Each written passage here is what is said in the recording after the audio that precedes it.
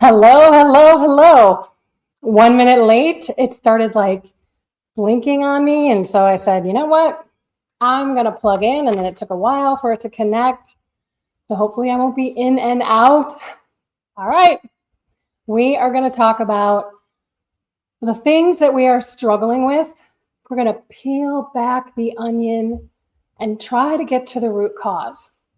Because sometimes it's not just flat on its face and, kind of like, oh, I just can't lose weight. I can't control my appetite, things like that. Well, maybe there's a deeper rooted cause in that.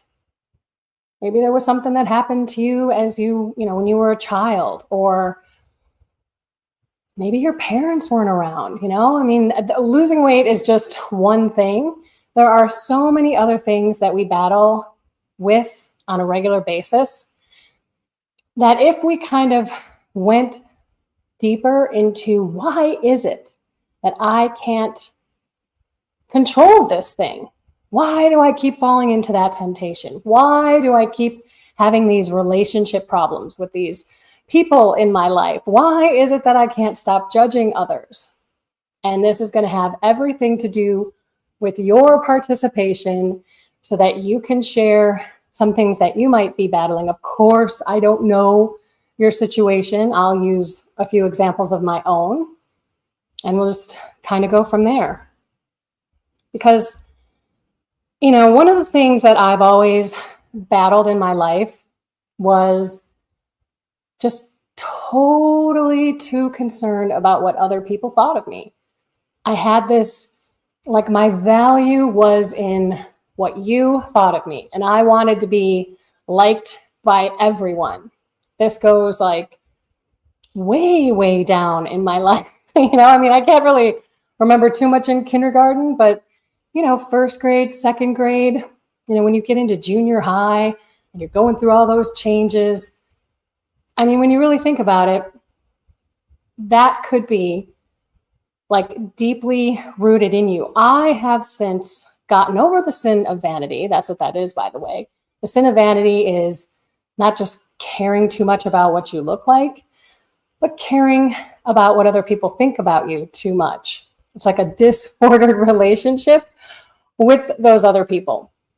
And it's no fun when you're not living for the audience of one, Jesus. So I'm so grateful that I am way beyond worrying about what anyone thinks about me anymore. It's such a freedom. I don't know, it's really, really like a weight lifted off of your shoulders when you just live your life the best that you can. Now, some of you may be struggling. Let's go to that weight loss. If I think about, I've always had this sweet tooth, but it's not just like, oh, I'll have a cupcake, or, oh, I'll have a piece of whatever. Ho-Ho's, Ding Dongs, Twinkies were like in the house. Pinwheels, my mom had all the time. And I didn't even like pinwheels. But I ate them when they were in the house, and I ate like 5, 6, 7 in a row. That was the actual problem. Hold on a second. We are moving this. Oh.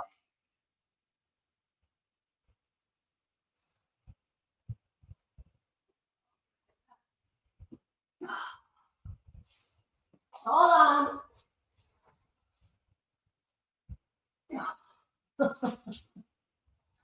She puts them under the couch. Okay. Hey, you wait now. Wait.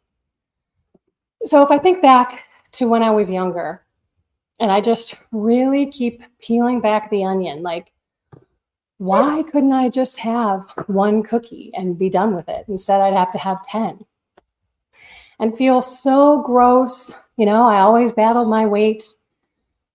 And I want to say that it's probably because I was comforting myself. Like, if I think about it, I had 2 hockey playing brothers.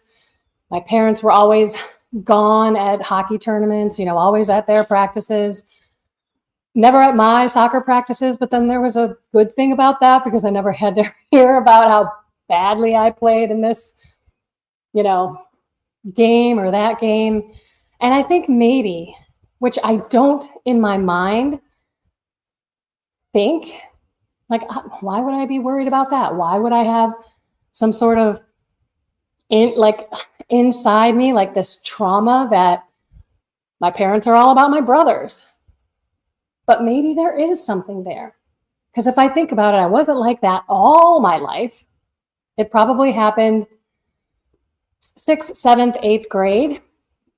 So sometimes we have to look all the way back into our childhood. This isn't a finger pointing thing at all. I'm not blaming my parents. I just think that that's maybe how I coped.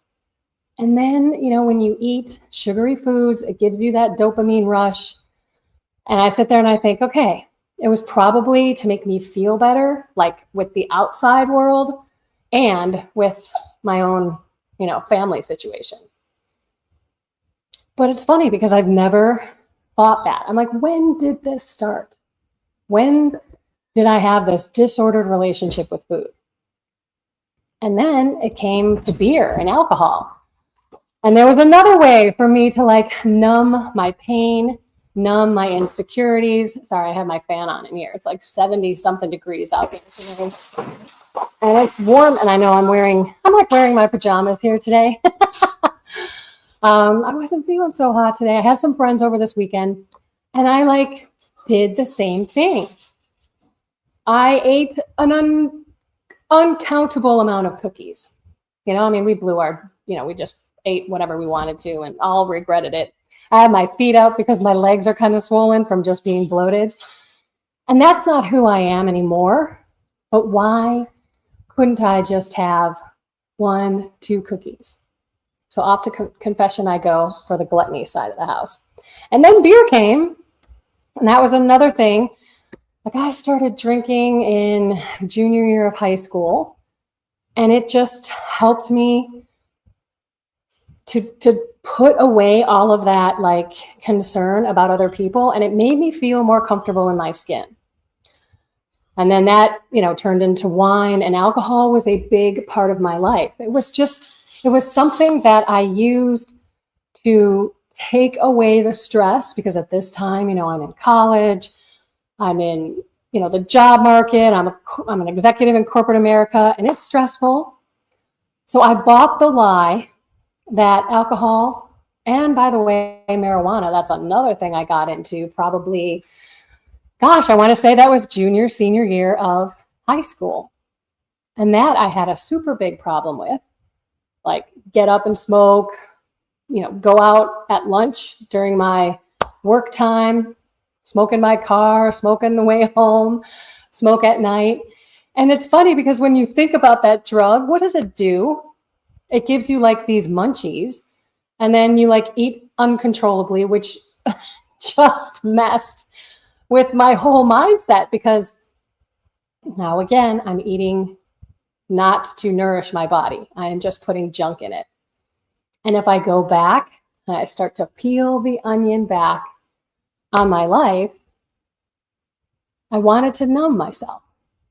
I didn't want to deal with the stress. I actually thought that I was more patient with the people that reported to me and, my peers and everything when I was high. It's just so crazy what we tell ourselves. And then when I was healed from all of it, I love my life sober. I don't want to do that. You know what I mean? It's just, I think it was a total healing from God. I didn't ask for it. I wanted to take away the pot thing, and I had been healed before. Long story for those of you who haven't really heard the whole thing. But when I came back into the church, 2013, that December 12th, Our Lady of Guadalupe's feast day, I was consecrating myself to Jesus through Mary, and I didn't want anything to do with marijuana. To the point where, my husband came home that night and he actually said, "You look different." And I'm like, "I do?" And then I thought about it. I'm like, I haven't smoked pot today. And it was my 33rd day of this prayer book.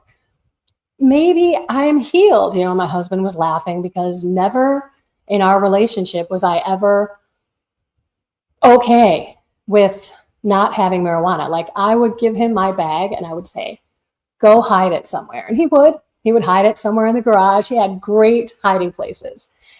And then I'd be working from home. He would go to work and I would search and search and search, sometimes 30 minutes, sometimes 2 hours, but I would eventually find it. And it got to the point where he's like, are you kidding me? I am not going to hide this anymore. So it's a total bummer that he didn't see the healing. He died. And he didn't see me totally sober. I know that he sees me now, but he never got to live with me that way. And it's so amazing. It's so freeing. You know what I mean? Like, I don't have to regret what I say because I have total control over my mouth. I don't, eat uncontrollably unless I'm with my friends like this weekend, which was horrible. I have this control that is priceless. Priceless.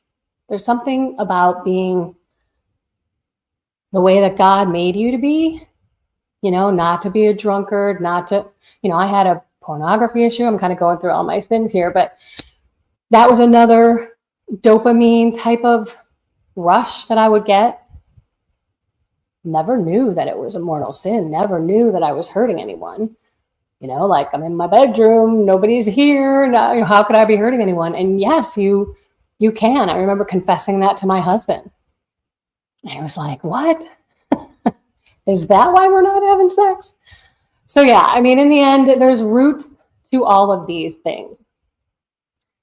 Why can't you have a good relationship with your parents or a parent? Why do you have certain things that, keep you from loving those people who aren't exactly the most lovable? 9 times out of 10, they're in your own family. And with being 100% there, you see people differently. You do.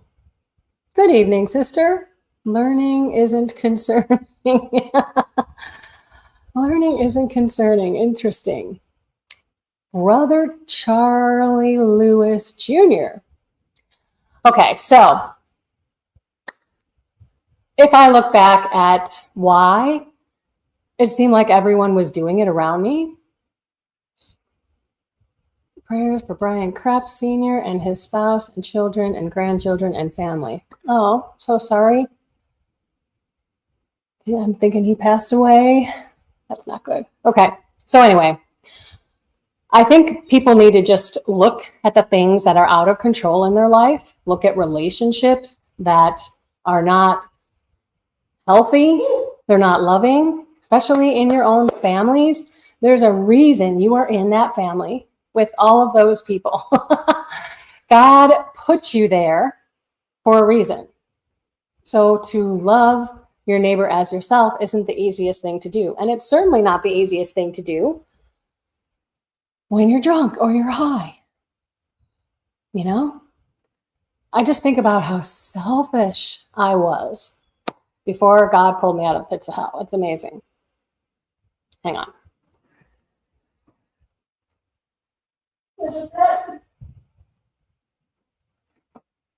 Okay, so I don't know if you guys want to share anything about what you struggle with. And if not, that's okay. I mean, in the end, my whole point is stop.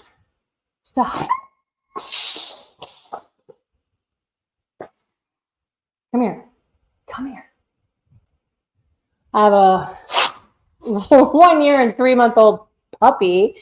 It's crazy. Hey, Karen.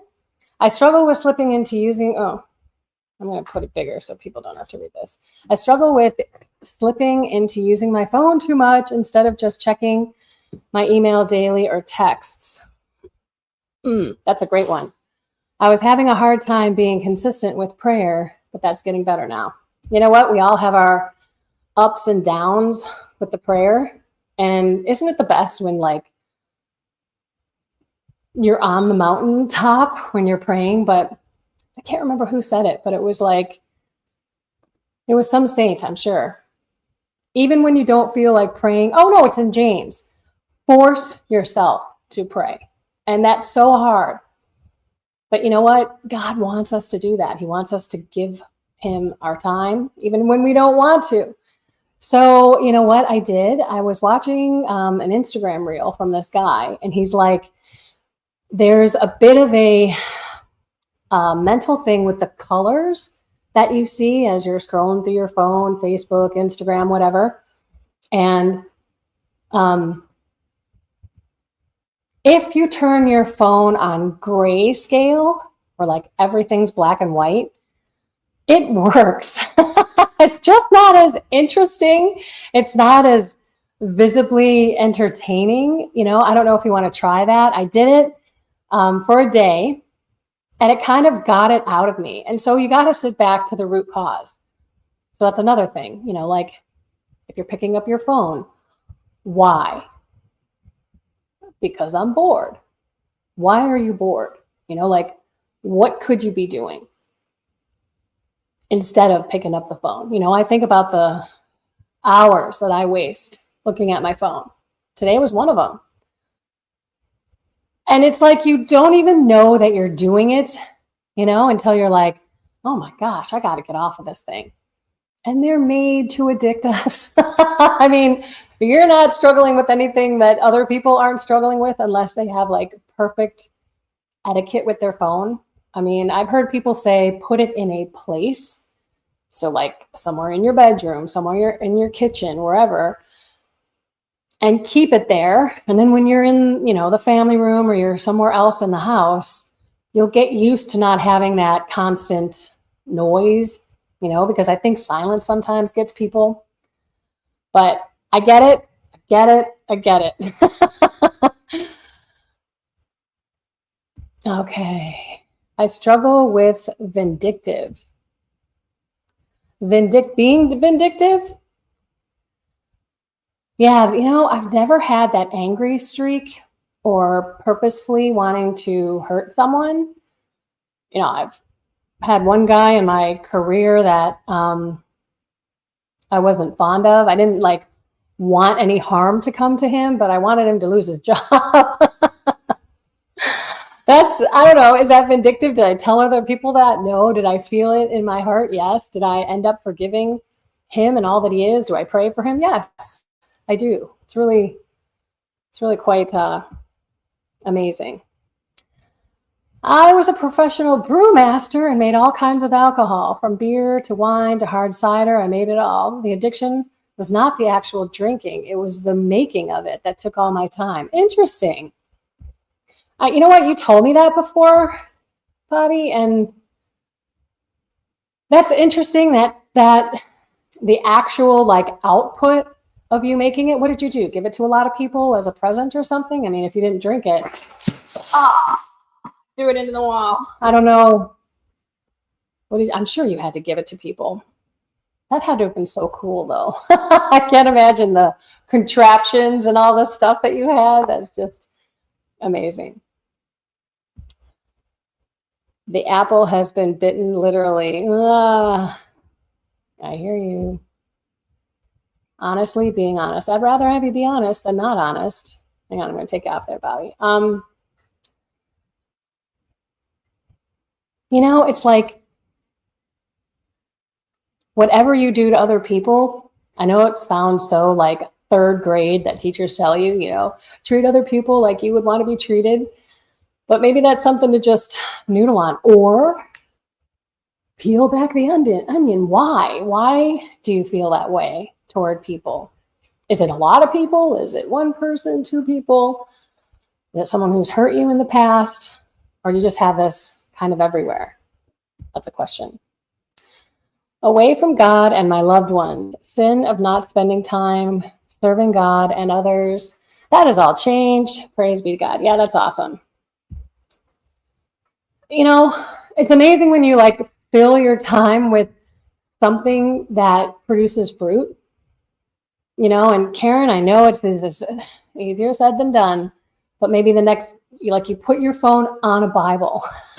That's where your place is, and you put it there, and then every time you have to go get it, you got to look at the Bible, and you're like, well, should I read my Bible? Should I look at my phone? You know, that's something that I can do, honestly. So, let's talk about people and relationships, because it just kind of gets me on one. Forgiveness is super hard. It's easier to just, soak yourself in that resentment, especially if someone really hurt you, if they betrayed you, lied to you, cheated on you, whatever. It's so easy just to be like, I'm right, they're wrong. But as you know, that's not what God wants us to do. So if you're out there needing to forgive someone, let me just say this. It takes time. You have to make the decision. Hang on, babe. Hold on. You want a treat? You have to make the decision. Sorry, I'm sitting on a pillow. I have a little ottoman for my swollen feet. So you make the decision. You say, Jesus, I don't want to forgive this person. I am so hurt by them. I don't think that they deserve my forgiveness. Hey, what are you doing? Come on. Hang on, she's scraping at the door. What? There's nothing in there. No. Here. I'm not going in there.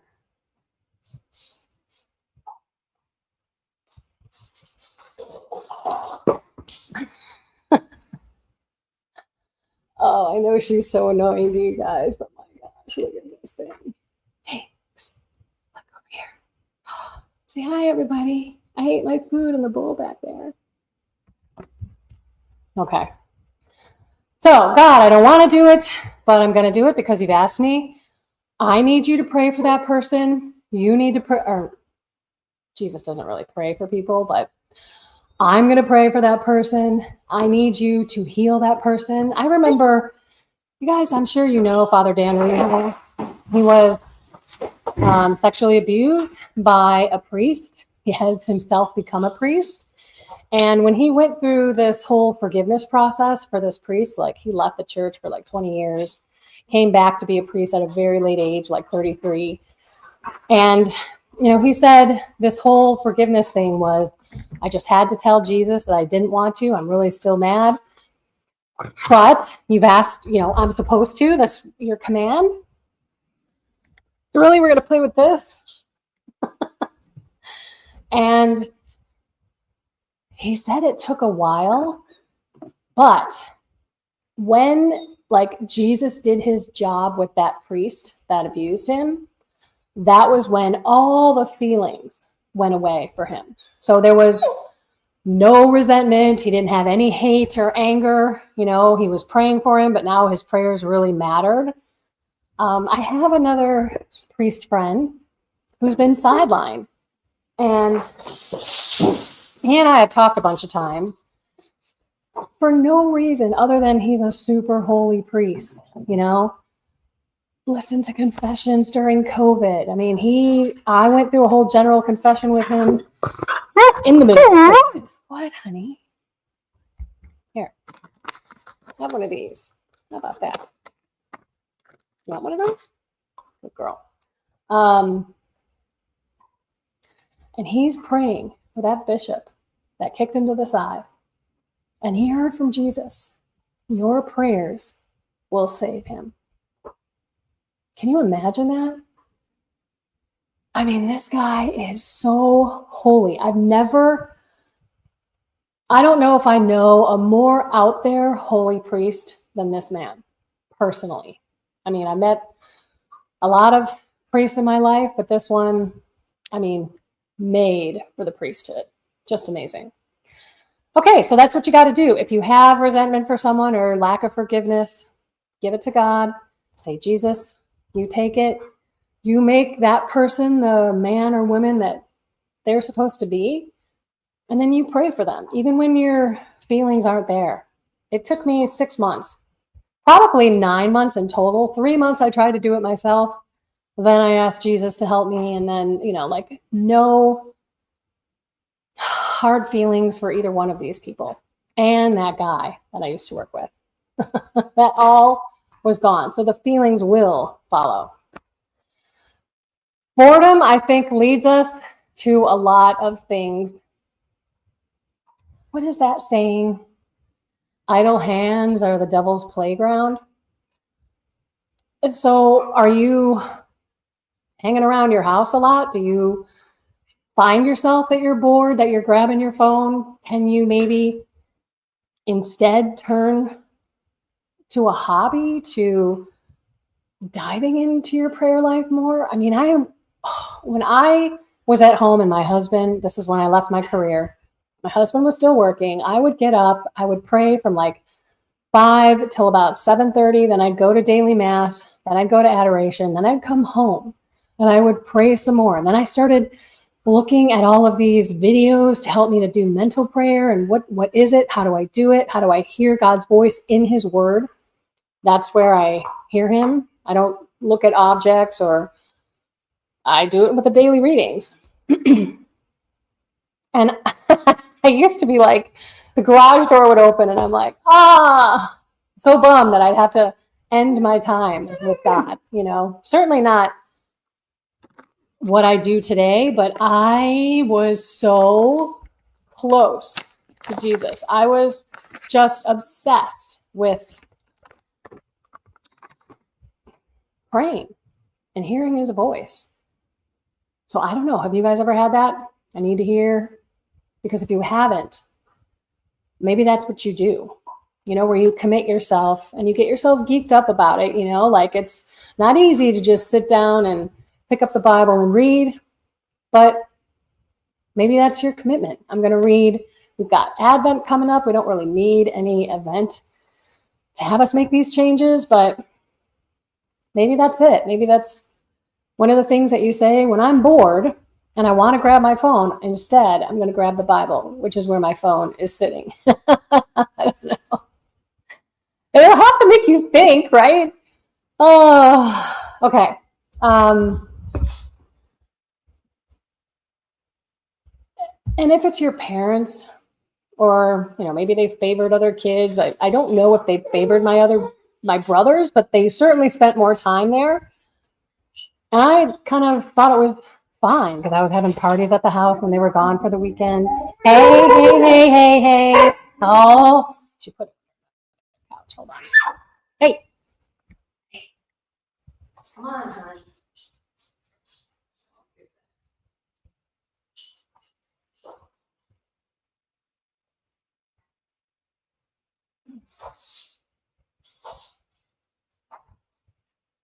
Okay. I'm not going to throw it right away.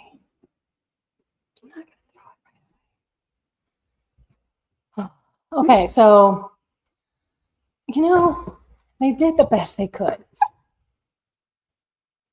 If you're a parent, I know that I've screwed up so much with my kids, being drunk. Oh my gosh, my mouth, the swearing that I did in front of them, because it would slip, because I would have no control over my tongue. I didn't mean to do that. It's funny because I don't swear anymore. Nobody swears around me, but sometimes I hear them talking like by themselves. They were over here in June, and the F-bombs dropping all over the place. But I think it's cool, that they don't swear around me. But, anyway, back to your parents.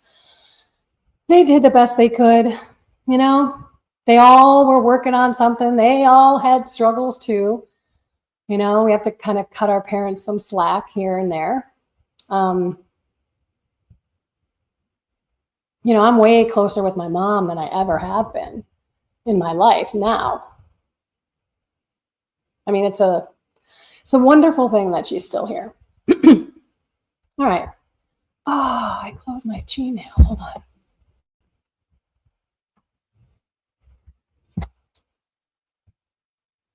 All right, well, this is booting up. I just want to say it's all about really taking the time to get to know yourself. like searching yourself. Okay. Guess what? I have some, oh no. I just deleted it and then I pulled it back. Okay. Because you know what? God's searching you. He knows exactly what's going on. He knows where your issues are. He knows the struggles that you have. Like, he knows your past. He knows your present. He knows your future. So search yourself with him. Like, ask Mary, Our Lady of Sorrows in particular, what is your predominant fault? Ask your guardian angel, help me to see the things clearly that I'm struggling with on this journey. So Psalm 139, 23 through 24. Search me, O God, and know my heart. Try me and know my thoughts, and see if there be any wicked way in me, and lead me in the way everlasting. Lamentations 3:40. Let us test and examine our ways and return to the Lord. I mean, let us test and examine our ways and then return to the Lord, because we know that we probably have some ways about us that are taking us away from God. Being a Christian isn't easy, right? Psalm 26:2. Prove me, O Lord, and try me. Test my heart and my mind. This is what God does. When we are facing a temptation, it's a test. I talked about this last time. He's testing us to see what we will do. Will we call on his grace, or will we just fall right back into that sin, doing what we've always done without thinking about it, without asking him to come in? So he's testing your heart and your mind all the time. And so should we. 2 Corinthians 13:5, examine yourselves to see whether you are holding to your faith. Test yourselves. I don't know if many of us sit down and look at our life. You know, we may know one or two things, but like really go deep and see why we are doing the things that we are doing. And then identify it and replace it with something else. So like that boredom, replace it with something else. That phone, replace it with something else. That food, replace it with something else. Psalm 56. Behold, you desire truth in inward being. Let me repeat that. Behold, you desire truth in the inward being. Therefore, teach me wisdom in my secret heart.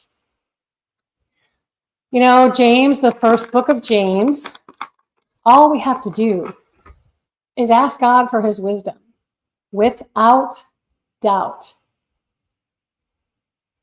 Lord, I mean, you know what? Just pick up the book of James. Read that over and over and over again. It is like so awesome. It just cuts to the chase. So we can have the wisdom of God. We have to ask for it without doubting. Hebrews 4:12, for the word of God is living and active, discerning the thoughts and intentions of the heart. This goes back to, you know, if you do all these things without love, you know, you're like a banging gong. Everything has to come from the heart. So maybe search your heart out, like before you do something. Before you get up and go make that bowl of ice cream, even though you're not hungry, you're probably bored, you know, search your heart. Why am I getting this ice cream? Or why do I want to get this ice cream? And then why from that? And then why from that? You know, you just keep going. Why? And you'll eventually get to the root. So instead of picking up your phone, why am I picking up my phone? Could my time be more productive? Do I feel anxious? Do I feel like I need that numbness? Am I bored? All those things. That's what we have to do. Come on. I got it. Proverbs 20:27. All right, hold on.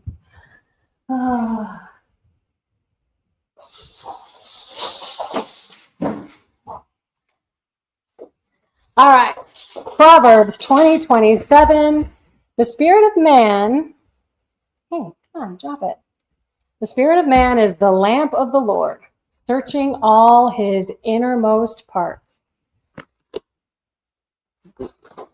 So, the spirit of a man is the lamp of the Lord. Are you being light, like throughout your day? Are you joyful? Are you loving? Are you peaceful? Are you prayerful? Are you faithful? I'm not going to go through the whole fruits, but those are like big ones.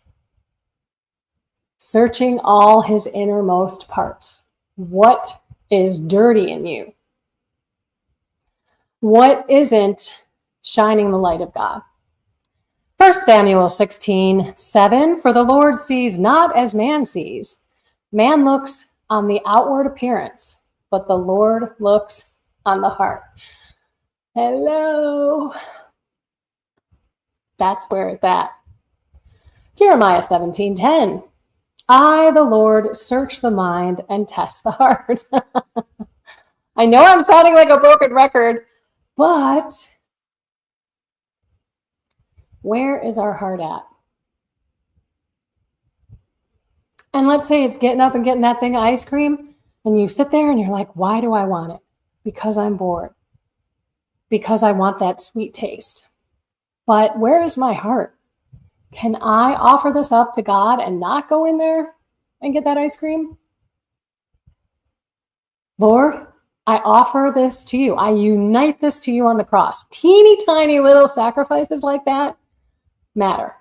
Because then you can turn your desire into God's will. Not that he never wants you to have ice cream, but just to have it when you're not even hungry. You get my point. Psalm 77:6. I commune with my heart in the night. I meditate and search my spirit. I'm just going to say it again. We really do have to just go deep. Why am I doing this? Galatians 6:4. Let each one test his own work. Almost done. Psalm 4:4. Ponder in your hearts, on your beds, and be silent. Wait. Ponder in your own hearts, on your beds, and be silent. Do you guys do the examine at night? You can do it, before you go to bed, while you're getting ready for bed, or in bed. Just try not to fall asleep when you're in there, because it's you looking at your day. Okay, did I get up and spend time with God? No, Lord, I'm sorry. I skipped you today. Help me to start my day with you tomorrow. It's not like a report card, but it's certainly an opportunity for us to ask the Holy Spirit to show us, A, when did we not do God's will? And B, when did we do God's will? When did we see God? When did we hear God? When did we feel the Spirit stirring up in us? And you might be surprised that it's probably pretty even, or one super higher than the other. And then you rest. You say, okay, Lord, give me the grace tomorrow to be better.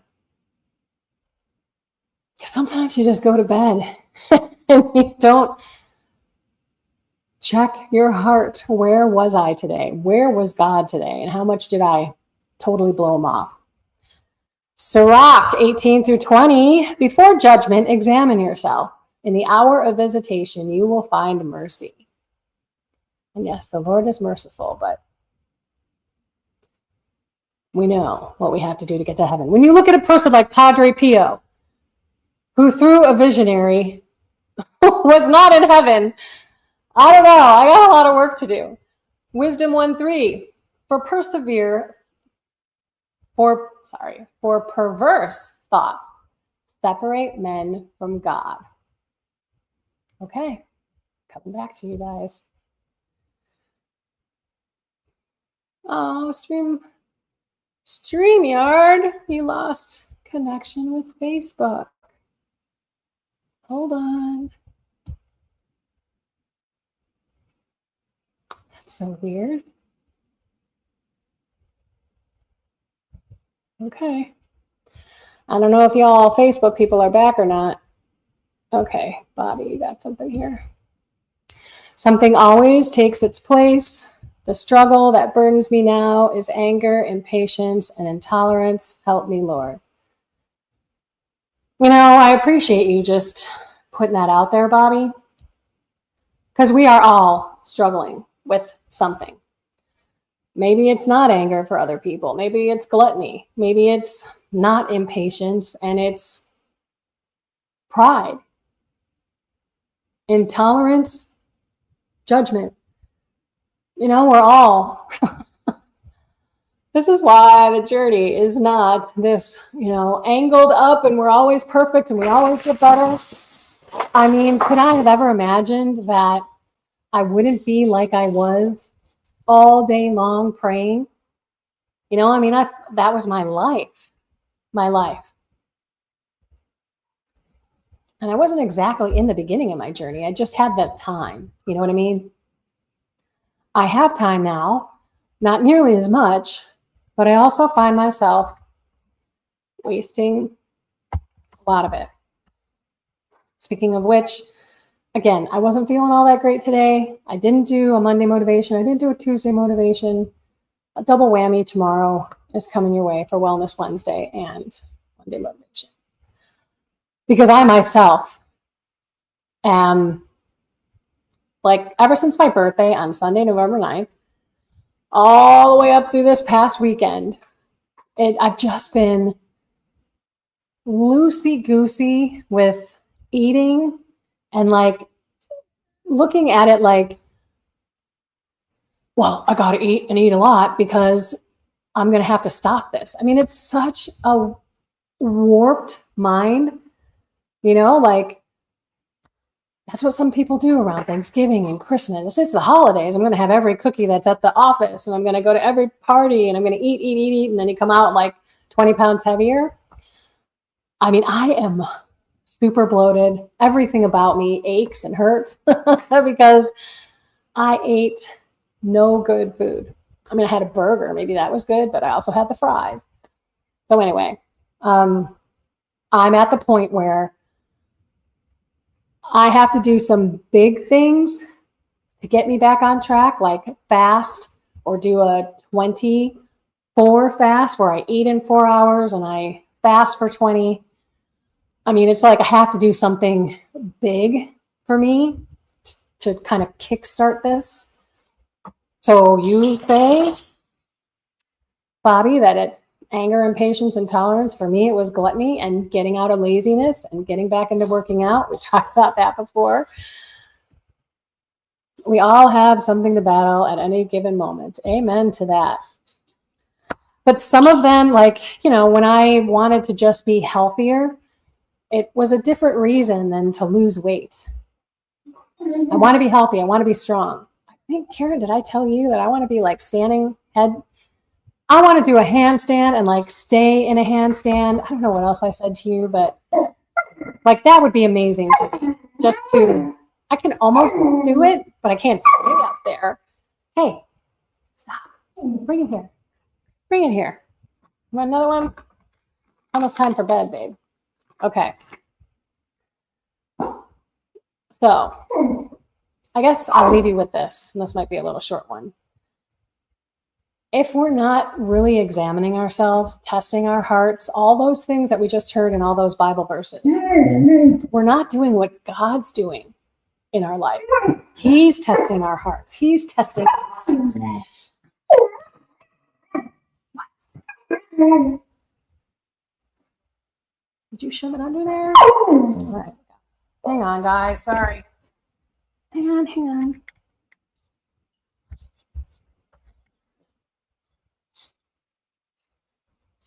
What happened to your blue ball?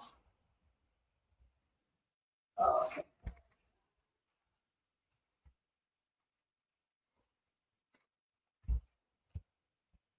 Sorry.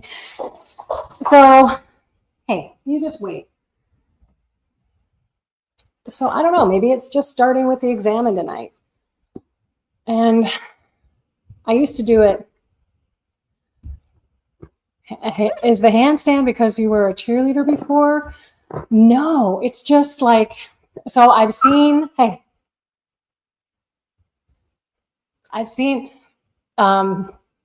videos and YouTube shorts of, people that are super strong and they're like doing a handstand and then they're like going back with their legs and going this way, doing like the split things. And of course, I'm not thinking of that, but I would love to just have enough core strength and just strengthen my whole body and my wrists and my arms to stay up there. So it's because of those YouTube videos that I'm like, just to do like one handstand for a long time would be awesome.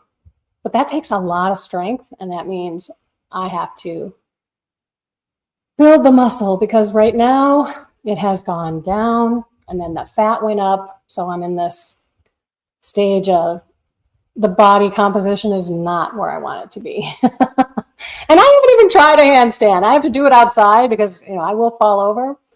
So we'll see how that all goes. Nothing to do with the cheerleader. Actually, I didn't even do a handstand when I was a cheerleader. Bunch of jumps, stuff, splits. That's about it. Okay, so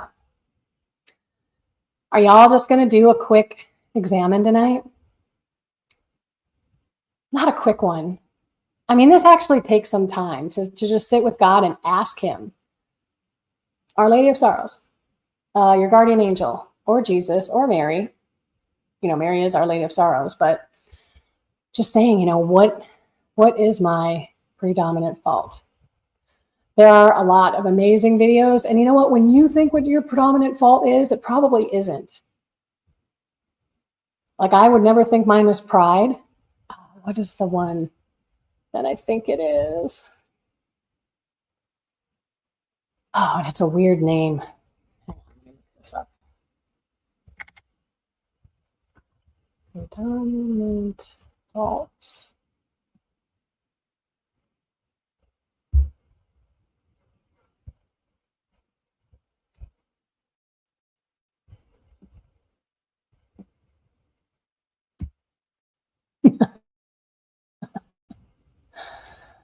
Are they talking about earthquake faults? Okay, predominant fault is the defect that tends to prevail over the others, and thereby over our manner of feeling, judging, sympathizing, willing, and acting. It's a defect that has in each of us an intimate relation to our individual temperament. Have you guys ever taken a temperament quiz? Oh, I can't even remember those names either. Hang on. Gosh, I'm going on a tangent here, but these are good things. Temperament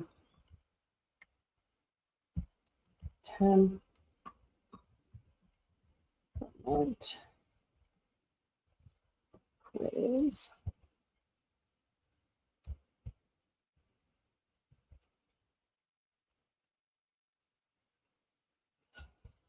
Let me just see. There are so many free tests here. I just want to know what they are. Shoot. All right, let's go back to the predominant fault. Are you going to tell me what they are? How to recognize the predominant fault. Evidently, it is of primary importance that we recognize our predominant fault and have no illusions about it. This is so much the more necessary as our adversary, the enemy of our soul, knows it quite well and makes use of it to stir up trouble in and about us.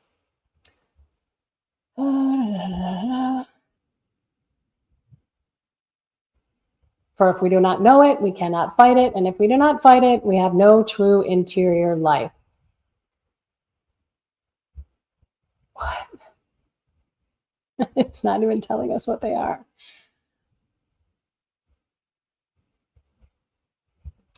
All right, I'm going to put this on here because I want you guys to read this because it's too long. Whoops. Hold on.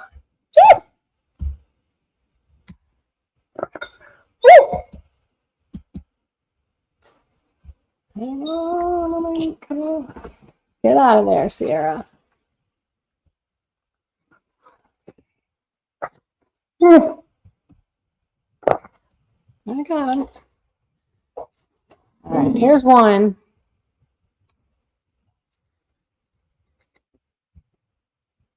It's good. It's just long. And it doesn't even tell us what they are, but it tells you how to conquer it. I'm going to read this tonight. Oh, wait, here they are. Pride, concupiscence, inordinate love of self.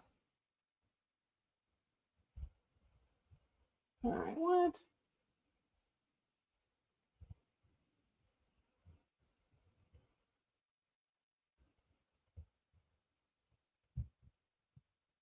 All right, you got to watch. You got to read this because it's a whole. Hang on. An error occurred. Okay, Facebook. No. Sorry, guys. I'm going to show you this.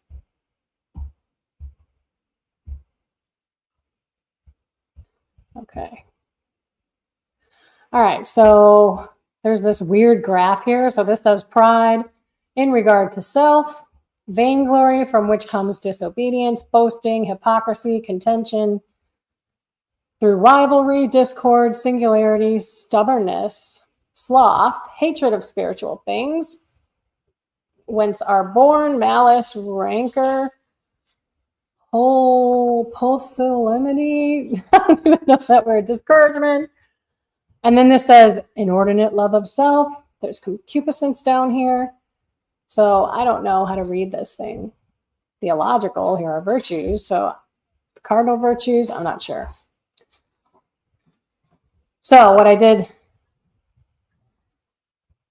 download the full composite imagery, very large, plain, I don't know. So all of this up here, I wasn't going to read to you guys, but it's big. And then go out there for a personality test. Free.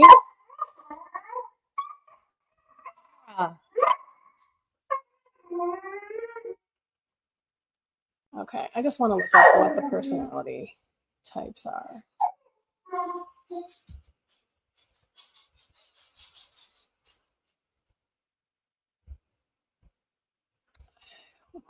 Okay, these are all quizzes. So go out there and take a quiz. And my personality is, my personality is like jovial and happy and all these kind of things. So I don't know how the predominant fault matches that or connects with that. I have to read this whole thing. So sorry, everyone. I just kind of went on a crazy rampage. Okay. So I'm going to let you guys go so that you can examine yourself. You can sit with Our Lady of Sorrows, our guardian angel, with Jesus, and just ask, what help me to really identify what's going on? And if it comes down to boredom, then it's just a matter of replacing that boredom with something holy. You know, like I certainly, when I'm looking at this, I am not, my heart isn't in a holy place. I'm not doing it out of love. I'm honestly wasting time. And when we're wasting time, we are like flipping God off.